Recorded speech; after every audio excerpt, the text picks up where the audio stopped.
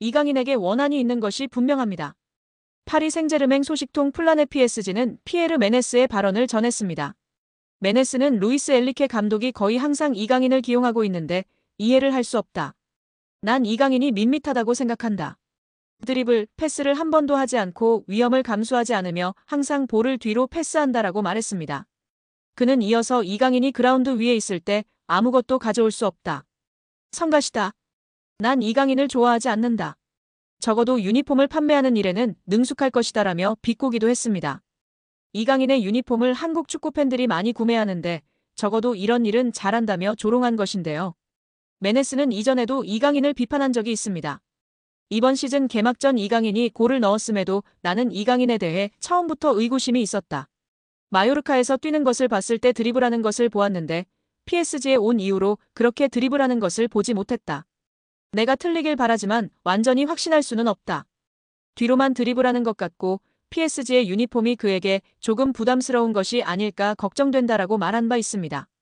이강인을 지속해서 비판해오는 메네스 본인도 비판받을 일이 많은데요. 2021년 해설위원으로 활동하던 메네스는 성추행 논란으로 인해 퇴출당했었습니다. 정말 한국이든 프랑스든 어딜 가나 도라이는 어김없이 있는 것 같습니다. 토트넘에서 챔피언십 퀸즈파크 레인저스로 임대를 떠난 양민혁이 손흥민과 이강인에게 고마움을 표시해 관심을 모았습니다. 영국 TVR 풋볼은 유튜브 채널 슈퍼러브를 인용, 양민혁이 QPR로 임대를 가기 전 손흥민에게 받은 조언을 이야기했다고 전했습니다. 양민혁은 슈퍼러브를 통해 흥민이 형과는 당연히 같은 팀에서 같이 생활했다. 훈련이 끝나고 같이 밥 먹고 냉탕도 항상 같이 했다.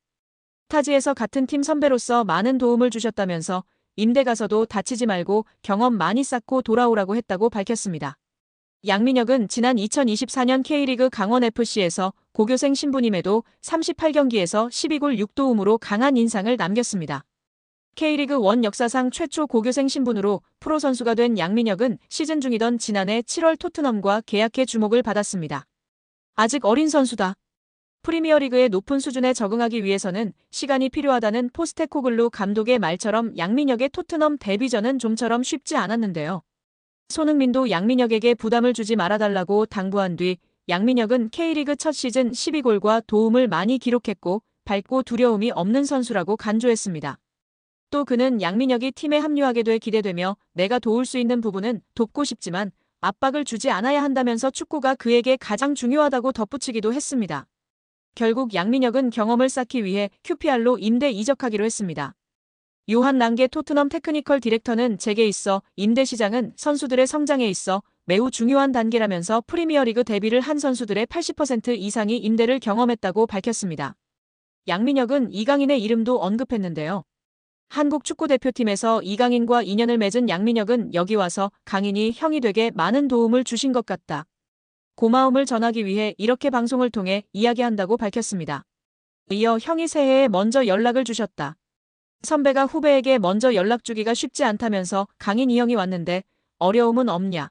자신감 가지고 너 하고 싶은 대로 하면 분명. 내가 좋은 위치에 원하는 위치에 갈 수 있다 등의 조언을 많이 해줬다고 마워했습니다. 양민혁은 국가대표팀에서 잠깐 봤는데도 기억해주고 정말 잘 챙겨줘서 너무 감사하다고 덧붙여 이강인에 대한 감사도 잊지 않았습니다. 여기에 대한민국 골든보이 이강인의 잉글랜드 프리미어리그 이적에 탄력이 붙을 전망이다. 소속팀 파리 생제르맹이 이적을 허락했다는 소식입니다. 영국 노팅엄 포레스트 뉴스는 노팅엄 포레스트가 PSG 스타 이강인을 원한다면서 PSG는 이강인을 판매하기로 결정했다. EPL 구단들은 이제 이강인과 계약하기 위해 줄을 서고 있다. 노팅엄만 있는 게 아니다.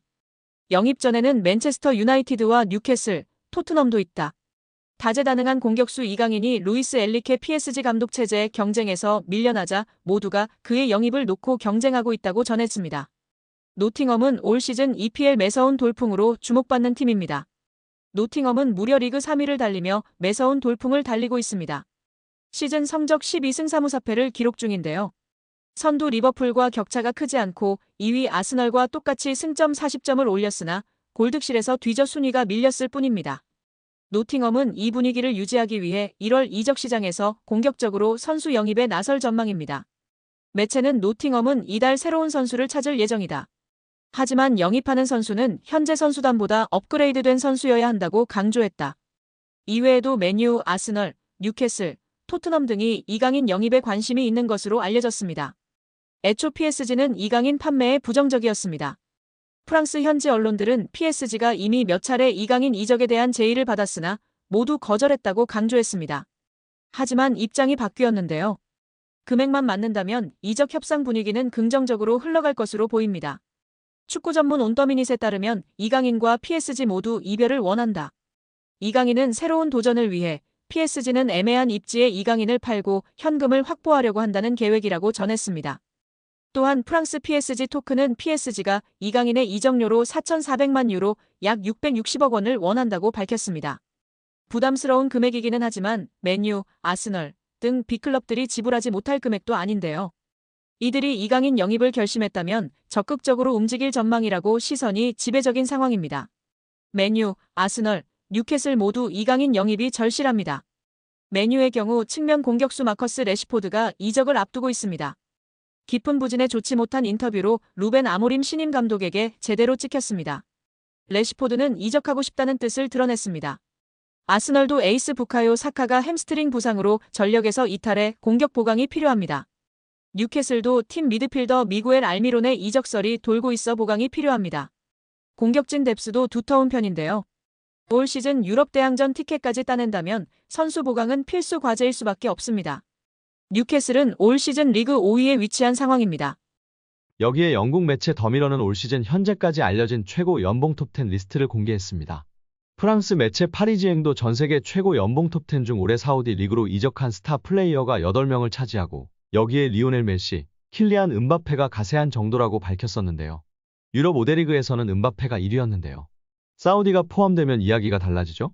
6위는 리오넬 메시로 약 656억 원을 받습니다. 5위는 유럽 5대 리그 1위였던 킬리안 음바페로 연봉이 약 1021억 원입니다. 공동 3위는 은골로 캉테와 네이마르입니다. 사우디로 이적하면서 약 1458억 원을 받는다고 알려져 있습니다. 공동 1위는 카림 벤제마와 호날두입니다. 약 2917억 원을 받는 것으로 알려져 있습니다. 특히 호날두는 맨유에서 쫓겨난 후 유럽 빅리그에 관심이 거의 없는 상황에서 과감하게 사우디행을 결정했고 얼떨결에 올 시즌 빅스타들의 사우디 러쉬 길을 닦은 선구자가 됐습니다. 2021년을 기준으로 이강인은 주금 6,000파운드 약 889만 원에 연봉 31만 2,000파운드 약 4억 6,240만 원을 받았던 것으로 알려졌었는데요. 23년 여름 파리 생제르맹으로 이적하면서 당시에는 연봉 등 계약 조건이 공식적으로 발표되지는 않았지만 이적료는 약 2,200만 유로 약 313억 원에 달하며 그중 20%는 새로운 조항에 따라 이강인이 연봉 외 보너스 상여금로 약 50억 원을 수령한다고 전해졌었습니다. 김민재는 2028년까지 5년 계약을 체결했다고 발표했습니다.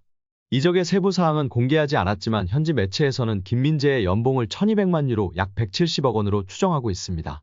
이강인의 절친 쿠보는 레알 소시에다드에서 주급 5,452만 원을 받는 것으로 알려져 있습니다. 황희찬은 5천만 원 수준의 주급을 받다가 최근 재계약을 통해 1억 5만 원 수준으로 올랐습니다. 손흥민 선수는 현재 3억 1천만 원 정도로 알려져 있고 재계약 이야기가 나오면서 더 높아질 수 있는 상황입니다. 이강인 선수는 약 56억 원의 연봉으로 주급으로 계산하면 약 1억 800만 원으로 알려져 있습니다. 이강인과 동일한 22세 선수 중 가장 높은 연봉을 받는 선수는 맨시티의 혼란인데요. 맨시티 경기에 60%를 출전할 경우 주급으로만 6억 4천만 원을 받고 잉글랜드 프로축구 선수 협회 올해의 선수상, 올해의 팀 등 다양한 보너스 조항이 있어 실제 받는 금액은 더 크다고 알려져 있습니다. 이강인 선수보다 어린 세계적인 유망주 중 한 명인 레알의 카마빈가는 주급 2억 3천만 원 이상을 받는 것으로 알려져 있고 잉글랜드의 희망이자 최고 유망주 벨링엄도 레알에서 3억 원을 받고 있습니다. 박문성 축구 해설위원이 정몽규 대한축구협회 회장을 비판했습니다. 박 해설위원이 27일 MBC 라디오 뉴스 하이킥에 출연해 정 회장에게 직격탄을 날렸는데요. 박문성 축구 해설위원이 정 회장이 자진해서 사퇴하지 않는 이유를 두고 정 회장 마음속에 들어가 보지 않는 이상은 알 수 없다. 하지만 축구협회 회장 자리는 매력적인 공간이다. 우리는 축구협회장 자리를 한국 축구의 수장 정도만 생각한다. 하지만 국제축구연맹 피파가 진행하는 월드컵을 포함한 모든 국제적인 행사에 축구협회장 자리로 가면 그 의전은 사실상 거의 대통령급에 해당한다고 말했습니다. 이어 유럽에 가면 축구협회 회장 아니면 축구팀의 구단주 이런 명함이 박혀있으면 활동하거나 비즈니스 하는데 매우 큰 도움이 된다고 밝혔습니다. 그러면서 지금까지 나왔던 많은 문제 이미 드러나 있다. 또 이번 현안 질의를 통해서 사실은 의혹이 해소되기는커녕 더 많이 부풀어졌다. 하나도 해명되지 않았다.